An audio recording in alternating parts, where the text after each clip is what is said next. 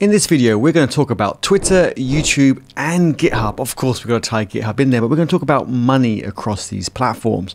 So very recently, I signed up to ad revenue on Twitter, or on X, if you want to use the latest cool terminology. And I want to kind of show you what I made and what I don't quite understand, and we'll see how it turns out. So it'll definitely be a part 2, but let's get started straight away. And yeah, thank you very much, Twitter. Happy birthday to me. Maybe that's why I got paid a bit extra than I thought I was going to. So if I click on more and go to monetize, we can go to this section, and I haven't enabled the subscription part. I'm not doing that, but I've got the ad revenue sharing. Click on this and it says on the 18th of August, I received $156. And I signed up like on the 17th of August, so in one day. I do not think this amount is for one day. I thought it would be for 2 weeks. So those kind of 14 or 18 days during August. However, when I shared this on Twitter, some people said that it was for the last 3 months. So it's unclear if it's for a day, which I don't think it is, possibly 2 weeks, possibly 28 days, which is how YouTube displays it on the analytics. I will show you that shortly, or 3 months, as people have said. But I thought it would kind of start from when you signed up. So it's really unclear. They haven't shared that much information on this. One thing I want to let you know is that when I signed up on the 17th, I didn't do anything differently. I kept everything very the same, and I will continue to do things the same. I don't think we should be driven by ad revenue. I know people are doing a lot more, let's say, clickbaity posts to try and get more impressions so they can make more money, but I think that will devalue their account and also devalue the platform. So how does this compare to YouTube? Well, the last 28 days on YouTube, I've got not even $10. And it's a lot more effort to do things on YouTube. You need to plan a video. You need to record the video. The video needs to be edited. Then you need to kind of check it, upload it, add a title, description, thumbnail. There's so many things that need to be done. Whereas on Twitter, it's a lot easier.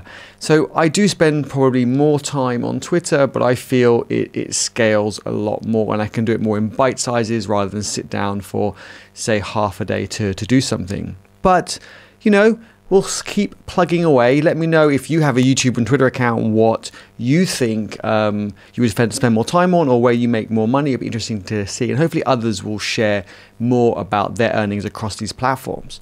But I did mention open source at the beginning of this video, and I did mention GitHub. So yes, I do have a tab on my screen for GitHub. So GitHub, we have GitHub sponsors, and I do get a little bit of money from GitHub sponsors. So thank you everyone for sponsoring me on GitHub. But that's a bit like on YouTube with the subscription and on Twitter with the subscription. So why am I talking about GitHub? Well, I think it would be possibly a good idea if GitHub did a certain amount of ad revenue. They don't have this model at the moment, but potentially they could do it in the future, because we get a lot of views to our GitHub profiles. So we could potentially carve out a bit of space for some ads related to the content we want to share. For example, for me, it'd be open source and web dev. So maybe you could kind of, I don't know, carve out a bit of a section somewhere, or, you know, you could choose a template. And like on YouTube, depending on what template you choose, on what type of ads, they're skippable. There's no videos here, but for example, on YouTube, skippable, you get paid more if it's not skippable and so on. So maybe you need to have a small banner along the top, and that might be worth X amount for every impression. And then you've also got the repos, and repos, we can kind of see that they get a lot of views and impressions as well. And we can actually go to insights, and we can actually see the traffic that it gets.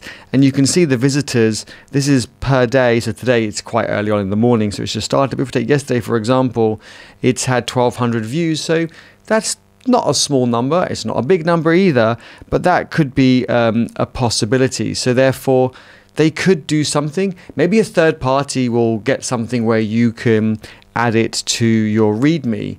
Again, these are just ideas, but trying to make open source more sustainable is, I think, super important. And there are kind of over 10 different ways you can do that, and I have got a video on this already, but I think there are more and more ways coming all the time. So this is quite interesting. I might do a tweet as well before this video comes out to see what you think, but do let me know in the comments below. I think we should do a part 2 after we get your feedback and your thoughts from these comments and from Twitter, and we can see what we can do. Maybe that is something that we can look into, or maybe that's something that's available already, but but we don't really know about it yet because there's so much happening in tech, but we're just not aware of it so much. There's so much going on. This is where communities really help, because people can share all these other kind of options and solutions and platforms and products that might be happening out there. If you enjoyed this video, don't forget to give it a thumbs up and subscribe below if you haven't already, so you can get notified every time I post a video.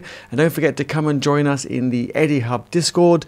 I'm there every day working on this link-free project. Hopefully you can come and contribute and use the project as well, so you can stand out from the crowd. I'll see you in EddieHub.